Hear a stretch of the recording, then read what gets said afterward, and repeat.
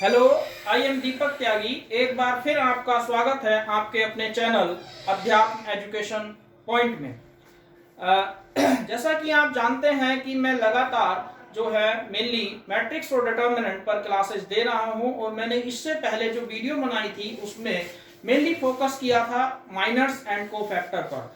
अब मैंने तब भी कहा था कि कोफैक्टर का यूज हमारा मेनली एडजॉइंट और इनवर्स निकालने के लिए किया जाता है। तो मैं जो आज नया टॉपिक लेकर के आया हूं वो वही है एडजॉइंट ऑफ मैट्रिक्स, जिसमें हमें कोफैक्टर का यूज करना है। और जिसने मेरी पहली वीडियो देखी होगी उसके लिए एडजॉइंट निकालना कोई मुश्किल नहीं होगा। तो चलिए शुरू करते हैं एडजॉइंट ऑफ मैट्रिक्स। तो एडजॉइंट ऑफ मैट्रिक्स में जैसे मेरे पास एक मैट्रिक्स गिवन है A इक्वल टू 1 2 3 4, तो ये कितने ऑर्डर की है? 2 क्रॉस 2 की। जैसा कि मैंने कहा था कि किसी भी मैट्रिक्स में दिख रहा होगा कि यहाँ पर कितने ऑर्डर की है? 2 क्रॉस 2। तो यहाँ पर जो है मेनली कितने एलिमेंट हैं? 4। तो अगर 4 एलिमेंट तो 4 ही कोफैक्टर होंगे। तो जब हम कोफैक्टरों को एक मैट्रिक्स की फॉर्म में लिख देते हैं तो उसके बाद जब उनका ट्रांसपोज लेते हैं तब उसको क्या बोलते हैं? हम एडजॉइंट ऑफ ए। यानी कि समझ में आ गया होगा कि कोफैक्टरों के ट्रांसपोज को हम एडजॉइंट ऑफ मैट्रिक्स कहते हैं। चलिए अब सबसे पहले हमें निकालने होंगे इसके कोफैक्टर्स। तो जब हम कोफैक्टर निकालते हैं तो पहला कोफैक्टर C11, C12, C21 और C22। जब हम इनकी बात कर रहे हैं तो सबसे पहला C11, मैंने बताया था इससे पिछली वीडियो में कि जब हम 1 1 ले रहे हैं तो अगर इन दोनों को ऐड करने पे इवन आता है तब हम पॉजिटिव साइन लेते हैं, और अगर ओड आता है तो नेगेटिव साइन लेते हैं। जैसे 1 1 इवन आया तो पॉजिटिव, 1 2 दोनों को ऐड करने पे 3 आ रहा है तो ओड है इसलिए नेगेटिव, 2 1 ये भी ओड आएगा ऐड करने पे नेगेटिव, 2 2 पॉजिटिव। अब जब हम सोल्व कर रहे हैं तो C11 यानी कि फर्स्ट रो फर्स्ट कॉलम, तो ये फर्स्ट रो है ये फर्स्ट कॉलम है, तो जो बचा हुआ एलिमेंट आया वो कितना आया? 4। अब जब हम बात करते हैं फर्स्ट रो सेकंड कॉलम, तो ये फर्स्ट रो सेकंड कॉलम, तो बचा हुआ एलिमेंट कितना आया? 3। जब 2 1 की बात कर रहे हैं सेकंड रो फर्स्ट कॉलम, तो बचा हुआ एलिमेंट कितना आया? 2। अब जब इसके बाद हम बात कर रहे हैं किसकी? सेकंड रो सेकंड कॉलम, तो सेकंड रो सेकंड कॉलम जो एलिमेंट बच गया वो कितना है? 1। क्लियर यहां तक? अब हम बात करते हैं एडजॉइंट को, कि जैसे मैंने कहा कि एडजॉइंट जो है वो कोफैक्टरों का ट्रांसपोज है।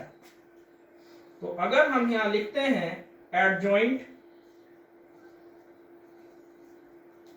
ए, ऐसे भी लिखते हैं ऐसे भी लिखते हैं, तो जो हमारे कोफैक्टर हैं, कोफैक्टर क्या क्या है?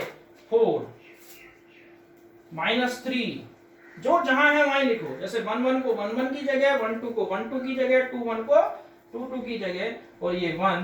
तो जब हम इनका ट्रांसपोज निकाल देंगे, ट्रांसपोज मैंने बताया ही था पिछली क्लासेस में कि ट्रांसपोज का मतलब होता है रो को कॉलम करना और कॉलम को रो करना। तो ये आ गया 4 -3 -2 1। मेरे ख्याल से क्लियर होगा। तो इस तरीके से हम निकालते हैं transpose adjoint of A matrix. चलिए एक बार फिर, जब हम पहला कोफैक्टर निकाल रहे हैं, जिन्होंने मान लो पिछली वीडियो नहीं देखी उनके लिए है कि अगर 1 1 ले रहे हैं तो फर्स्ट रो फर्स्ट कॉलम छोड़ दिया, 4 आ गया, फर्स्ट रो सेकंड कॉलम छोड़ दिया तो यहाँ पे 3 आया। अब जब सेकंड रो फर्स्ट कॉलम छोड़ेंगे तो 2 आया, जब सेकंड रो सेकंड कॉलम छोड़ेंगे तो 1 आया। अगर इन्हें ऐड करने पे इवन आता है तो पॉजिटिव साइन, ओड आता है तो नेगेटिव साइन, इसलिए ये प्लस माइनस लिए गए हैं। और जब हम यहाँ यूज करते हैं तो इन्हें उसी ऑर्डर में यूज करेंगे जिस ऑर्डर में वे लिखे हुए हैं। जैसे 4 -3 -2 1। अब इसका ट्रांसपोज रो थी कॉलम कर दिया, ये रो थी ये कॉलम कर दिया। तो इस तरीके से हम किसी भी मैट्रिक्स का ट्रांसपोज कैलकुलेट करते हैं। आई थिंक कि आप सबको समझ में आ गया होगा। फिर भी हम इसके लिए एक क्वेश्चन और लेते हैं। ये थी एक 2 क्रॉस 2 की मैट्रिक्स, और पहले उसके लिए हमने कोफैक्टर निकाला और कोफैक्टरों के बाद एडजॉइंट निकाल दिया।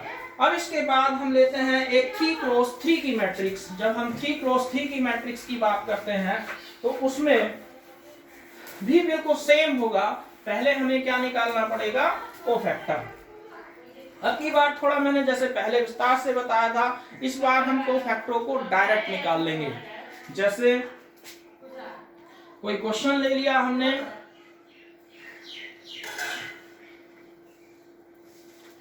ये हमारे पास एक मैट्रिक्स है 1 2 1 3 2 1 1 1 2। तो जब ये मैट्रिक्स ले ली, तो जैसे हमने ये एक मैट्रिक्स ली, अब इसे हमें सोल्व करना है।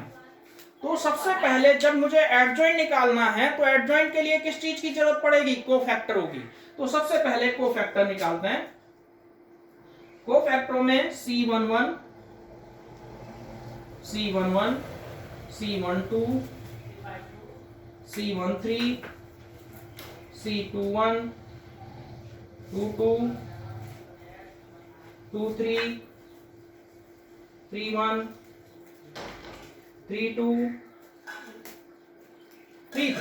अब जैसे मैंने कहा, जब कोफैक्टर निकालने हैं, तो अगर मान लो उनके एलिमेंटों को ऐड करने पे इवन आ रहा है तो पॉजिटिव साइन लेंगे, ओड आ रहा तो निगेटिव साइन लेंगे। जैसे 1 1 लिया तो ये पॉजिटिव हुआ, फिर 1 2 लिया नेगेटिव, 1 + 2 1 3 फिर पॉजिटिव, 2 1 फिर नेगेटिव, 2 2 पॉजिटिव, 2 3 5 फिर नेगेटिव, 3 1 फिर पॉजिटिव, 3 2 फिर नेगेटिव, 3 3 फिर पॉजिटिव। मेरे ख्याल से समझ में आ गया होगा कि जो एलिमेंट थे उन्हें दोनों को ऐड करा। अब ऐड करने के बाद हमने देखा कि अगर इवन आ रहा है तो पॉजिटिव लिखेंगे। जैसे मान लो हमारे पास था aij, अगर यहां पे लिखते हैं, अगर i + j कितना आता है, इवन है तो साइन पॉजिटिव आएगा, और i + j अगर ओड आ रहा है तो साइन नेगेटिव आएगा। ये हमारा कॉन्सेप्ट है। अब जब हम यहाँ पे देख रहे हैं तो ये लिख दिया। अब इन्हें चाहो तो डायरेक्ट भी, एक तो मैं निकालता हूं फिर डायरेक्ट निकाल देंगे। जैसे हमने लिखा 1 1, तो ये 1 1 है, फर्स्ट रो फर्स्ट कॉलम कितना आया, 2 1 1 2 2 1 1, फर्स्ट रो फर्स्ट कॉलम 2 1 1 2। अब चलिए 1 2 पे फर्स्ट रो सेकंड कॉलम, ये फर्स्ट रो सेकंड कॉलम, तो कितना आ गया, 3 1 1 2। जब ले रहे हैं 1 3, तो ये हो गया फर्स्ट रो थर्ड कॉलम, यानी कि कितनी वैल्यू आई, 3 2 1 1। जब ले रहे हैं 2 1, तो 2 1 का मतलब हुआ first row second row first column, तो सेकंड रो फर्स्ट कॉलम 2 1 1 2। जब 2 2 ले रहे हैं तो सेकंड रो सेकंड कॉलम, यानी कि 1 1 1 2 1 1 1 2। और जब 2 3 ले रहे हैं तो सेकंड रो थर्ड कॉलम, यानी कि कितना आ गया, 1 2। जब थर्ड रो की बात कर रहे हैं तो थर्ड रो फर्स्ट कॉलम 2 1 2 1 2 1 2 1। और जब ये ले रहे हैं तो इसमें कितना आएगा, हमारे पास आएगा थर्ड रो सेकंड कॉलम, तो ये थर्ड रो सेकंड 1 3 1 1। और जब 3 3 ले रहे हैं तो कौन सा आ जाएगा, थर्ड रो थर्ड कॉलम, यानी कि 1 2 3 2। अब जब इन्हें सोल्व करेंगे तो कैसे करेंगे, कितनी वैल्यू आएगी, यहाँ पे आ जाएगा 4 - 1, यानी कि कितना हो गया, 3। जब यहाँ ले रहे हैं तो 3 2 जा 6 - 1 -5। और जब ये ले रहे हैं तो 3 1 जा 3 - 2 1। और जब ये ले रहे हैं तो 2 2 जा 4 -1 -3। और जब ये ले रहे हैं तो 2 - 1 यानी कि 1। जब ये ले रहे हैं तो 1 - 2 यानी कि +1। जब ये ले रहे हैं तो 2 - 2 0। और जब ये ले रहे हैं -+2। और जब ये ले रहे हैं तो 2 3 जा 6, कितना आ गया, -4। तो इस तरीके से हमने क्या निकाल दिया, सबके कोफैक्टर। मेरे ख्याल से सबको समझ में आ गए होंगे कि हम कोफैक्टर किस तरीके से कैलकुलेट करते हैं। इससे पिछली वीडियो में भी यही बताया था कि जैसे यहाँ पे मैंने कहा कि जब 1 1 ले रहे हैं तो ये फर्स्ट रो फर्स्ट कॉलम, तो जब ये चीज ले ली तो यहाँ पे 2 1 1 2 तो 2 2 जा 4 माइनस 1 1 जा 1, तो इसलिए डायरेक्ट कर दिया है क्योंकि पिछली क्लास में हमने कोफैक्टरों के कॉन्सेप्ट को समझा दिया था। चलिए अब इसके बाद हम देखते हैं एडजॉइंट। जब हम एडजॉइंट निकाल रहे हैं तो एडजॉइंट में क्या आएगा, adjoint of A equal to इनके जो कोफैक्टर आए उनका ट्रांसपोज। पहला कोफैक्टर कितना आया 3 माइनस 5 1, 3 माइनस 5 1 माइनस 3 1 1 0 2 माइनस 4। इनका क्या निकालना है, ट्रांसपोज। तो ट्रांसपोज का मतलब हुआ कि जो रो हैं उन्हें कॉलम कर दो, तो 3 माइनस 5 1 माइनस 3 1 1, और ये हो जाएगा 0 2 माइनस 4 0 2 माइनस 4। ये हमारा कितना आ गया, यहाँ पे 3 है, ये माइनस 3 है और ये माइनस 5। तो देखो जब यहाँ देखते हैं तो ये वाला जो एडजॉइंट था हमने सारे कोफैक्टर लिख दिए, 3 माइनस 5 1 3 माइनस 5 1 माइनस 3 1 1, तो माइनस 3 1 1 0 2 माइनस 4। तो जब इसका ट्रांसपोज निकालेंगे, ट्रांसपोज का मतलब रो को कॉलम, कॉलम को रो, तो जो फर्स्ट रो थी वो first column, second row column, third row third column, तो इस तरीके से ये जो निकल के आया वो क्या हो गया हमारा एडजॉइंट ऑफ मैट्रिक्स। इसके बाद इस पे एक और कॉन्सेप्ट है कि ये वाली आइडेंटिटी भी कहीं कहीं यूज हो जाती है, ए इनटू, ये चलिए अगली क्लास में बताते हैं।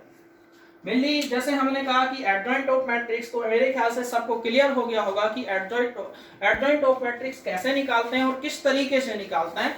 तो इसके बाद आप चाहो तो एडजॉइंट और ऑफ मैट्रिक्स पे जितने भी रिलेटेड क्वेश्चन हैं सब कर सकते हैं। इसके बाद जब हम अगली वीडियो में मिलेंगे तो इनवर्स ऑफ मैट्रिक्स के साथ मिलेंगे। आज के लिए बस इतना ही, धन्यवाद।